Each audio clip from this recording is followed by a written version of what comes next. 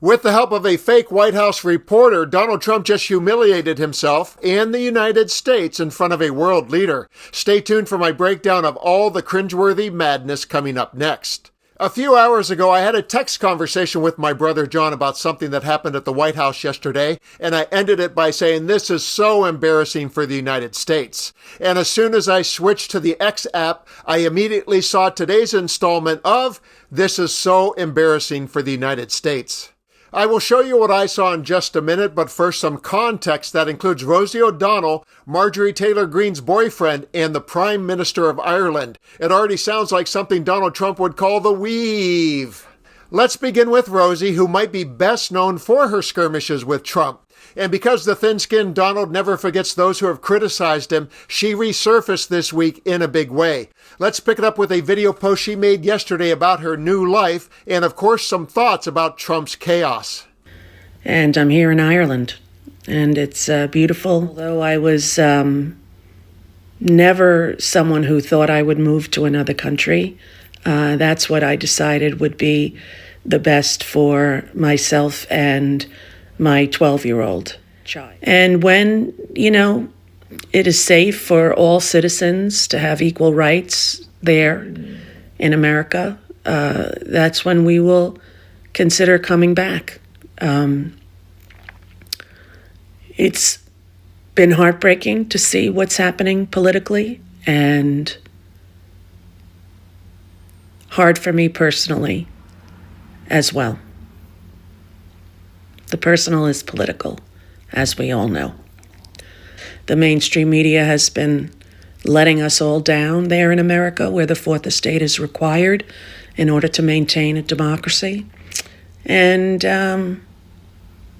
they haven't been doing their job. So here's hoping that they will get better before it's too late. And here's hoping it's not too late already. After that video went viral, I think a group text went out to Trump's extended family that said, Rosie alert! And daughter-in-law Laura answered the call and began the parade of insults on the Fox propaganda channel. Have a look, and then I'll share the embarrassing thing that fake reporter and that Donald did. For Rosie O'Donnell's information, we have a great Trump property in Ireland. That's right. It's Trump Dewbag. So congratulations, Rosie. Beautiful. You didn't actually get away from Donald Trump.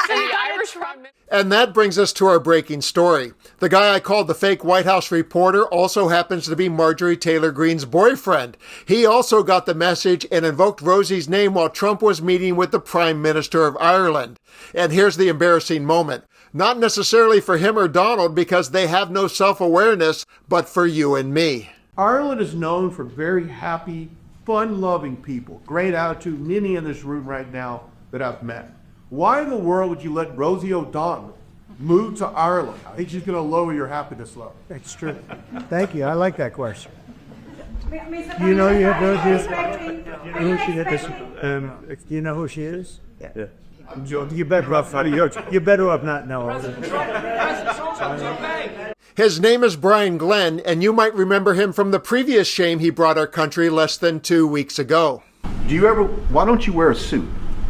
Why don't you wear a suit? You're at the highest level in this country's office, and you refuse to wear a suit. Just want to see do you own a suit? I am not big on conspiracy theories, but I think Glenn is a plant. He's a Trump stooge with no credentials to be a White House reporter. Trump signals the insults, Glenn delivers, and then Trump adds a punctuation mark to complete the circle of weirdness. Unfortunately, all of this plays out in front of our visiting dignitaries like a bad sketch on Saturday Night Live. The economy is in free fall, the Ukraine-Russia war is getting worse, and Donald Trump has a 20-year-old vendetta on his mind? Really? His administration is not unlike reality TV, where pettiness is the priority, and it just happens to be his trademark. And I'll give someone who's very intimate with that pettiness the final word, as she expresses a message of encouragement and support for those of us trying to cope with this madness each and every day. I encourage everyone to stand up, to use their voice, to protest, to demand that we follow the Constitution in our country. And not a king, not a man. And we don't have cruelty as part of our governing style. So that's it, ladies and gentlemen. That's the story. Rosie O'Donnell, right there. All the news. Peace, people. Peace. And, protect your sanity is all I can say. Protect your sanity as much as you can. And try not to swim in the chaos if possible. But I know it's nearly impossible when you're there in the middle of it. And I think about everyone every day and the United States of America, and I am hoping that we can turn things around.